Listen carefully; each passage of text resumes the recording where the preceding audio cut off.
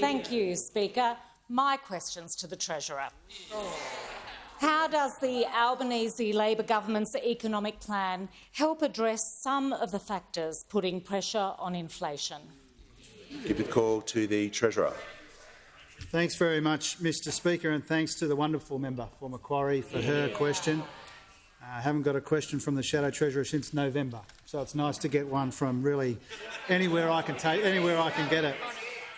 Mr Speaker, Mr Speaker, we've got a lot going for us in our country and in our economy.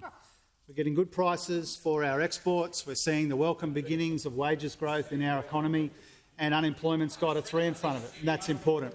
New numbers out today, unemployment with a 3 in front of it. But I think, as we all know, or certainly on this side of the House we understand, is that inflation is the biggest threat to our economy because it's putting pressure on families and pensioners and small businesses in every community and every corner of this country. And we know from the Reserve Bank Governor that at least half and as much as 3/4 of the inflation in our economy actually comes from supply-side pressures in our supply chains and in our workforces. And much of that has global origins, of course, and it's beyond our control, but some of it stems from a decade-long failure to deal with these growing challenges. And Australians are now paying a really hefty price for the economic mismanagement that this country has endured for the best part of a decade. So it's no coincidence, Mr Speaker, that a key feature of our economic plan is about repairing these broken supply chains. It's a direct and deliberate response to the problems that were left to gather and grow larger over that wasted decade that we've been through. Now, this side of the House, Mr Speaker, in response to these economic challenges, we said we'd deliver a national reconstruction fund to create more opportunities and to fix our supply chains and make them more resilient, and that's exactly what we're trying to do.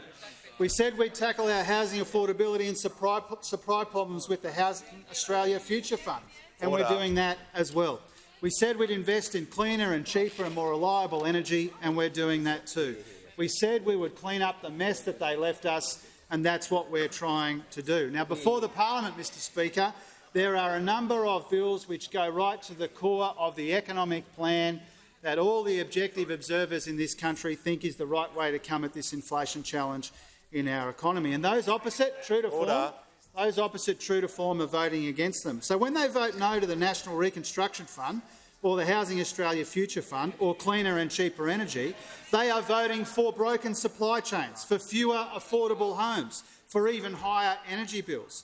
And in saying no to all these things, they are saying yes to higher inflation for even longer when inflation is punishing our families and pensioners and small businesses.